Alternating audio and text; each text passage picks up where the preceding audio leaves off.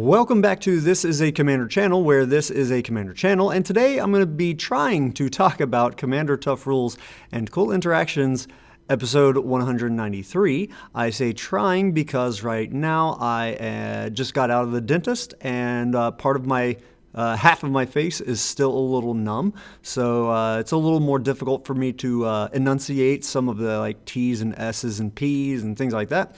So I do apologize if I sound a little goofy on today, but I'm wanting to do this before the numbness stops and I'm back over to taking the painkillers because I don't want to be doing this while in pain. So today's episode is going to take a look at a really cool trick that involves the specific wording on a card that lets you get some extra value from it that you may not have known that you could have. And it's a very popular commander and other cards like it. So let's jump right into it. The card that we'll be focusing on today is Etali Primal Conqueror, which has two sides to it, but we really only care about the triggered ability on the front face. And it says, when Etali enters, each player exiles cards from the top of their library until they exile a non-land card. You may cast any number of spells from among the non-land cards exiled this way without paying their mana costs. So in a typical game of Commander with 4 total players, you'll have 4 total spells that you will get to cast via the Etali entering. But thanks to the very specific wording on Etali, and also to a cycle of cards that we recently got from the Final Fantasy set, you can actually get some extra value from this ability, and it's a really cool trick. In the Final Fantasy set, we got a cycle of lands that are towns, and more importantly, they are adventure cards in which part of the card provides an alternative way to play the card. Full rules text on adventure can be found in CR 715, if you want to dig more into them.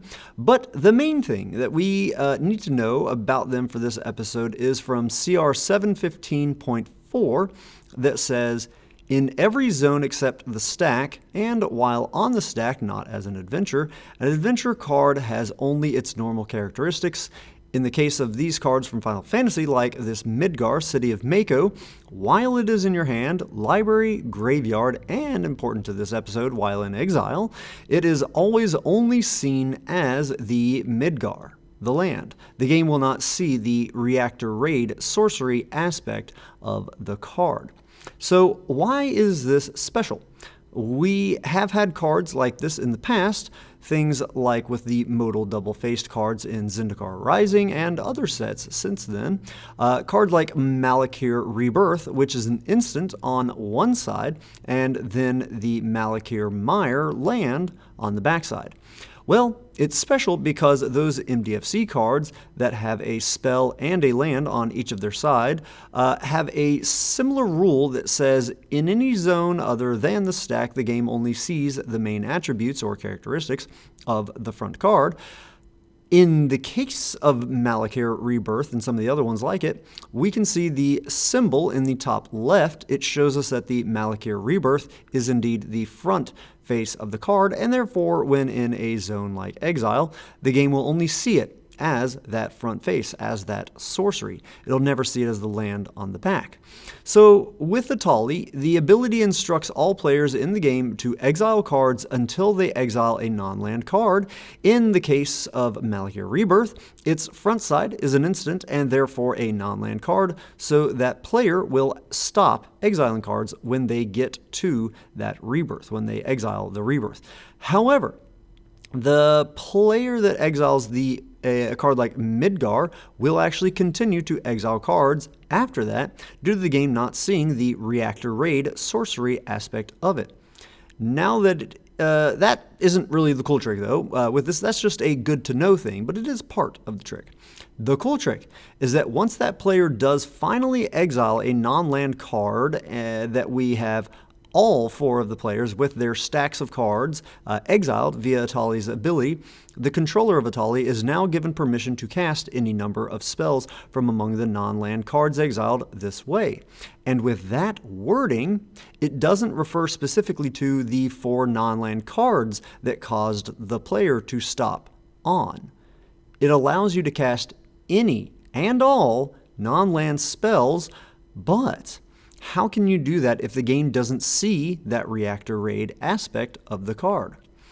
To answer this, we'll take a look at the rules and head to CR 601.3e that says, some rules and effects state that an alternative set of characteristics or a subset of characteristics are considered to determine if a card or copy of a card is legal to cast. These alternative characteristics replace the object's characteristics for this determination. Continuous effects that would apply to that object once it has those characteristics are also considered. I have covered something similar to this in a past episode with how Lear, Disciple of the Drowned, can actually grant flashback to cards in your graveyard that are not normally instants and sorceries as their main aspect of the card, but CR 601.3e will look at the alternative characteristics of those cards to see if it can end up working out. So, in theory, you could cast 5 spells from Etali in a 4-player game from the Etali ability, or even a whole bunch more if lots of players end up exiling these Final Fantasy type lands, or if maybe just one player exiles a lot of those Final Fantasy type lands. If you are piloting an Etali deck with the Dino at the helm of it as the commander, I highly recommend that you just run the lands Lindblum and Zanarkand. I haven't played Final Fantasy X since it originally released on PS2. Zanarkand, as you'll get the value from their adventure parts when you actually do get to cast them as well as the other 4 spells. But because you are casting them for adventure, you can still exile them and put them on an adventure just as normally, casting them from like your hand for adventure, and then you can play those lands from exile later as you would normally play your lands for each of your turns. If you're a fan of this trick and this kind of trick, then be sure to check out that video that I showed earlier that included the Lear trick. And I also did another video that focused on something similar to this, with how the specific wording on Jodah, the Unifier, is just different enough from the wording on something like Cascade that allows you to actually pull off some cool tricks with him. The tricks I've covered in this Etali episode are currently pretty limited, as there are not many cards in the game worded the same way that Etali does. Usually they have you cast the specific card that is exiled to, or they have players shuffle those cards, or put them back on their library in like a random order, and the cards don't just permanently stay in exile after that effect resolves. Though Plargg and Nassari do come to mind as another card that this would actually work with. But then the other half of the puzzle is that we need those lands that we got from Final Fantasy.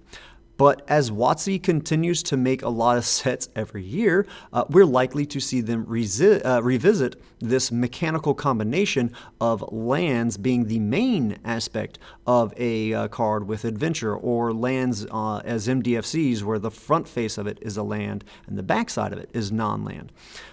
So yeah, next time that we might see adventures again, or it could be even another pre-existing thing, or something new that we haven't seen, a new thing, kind of like how they did, what was that one?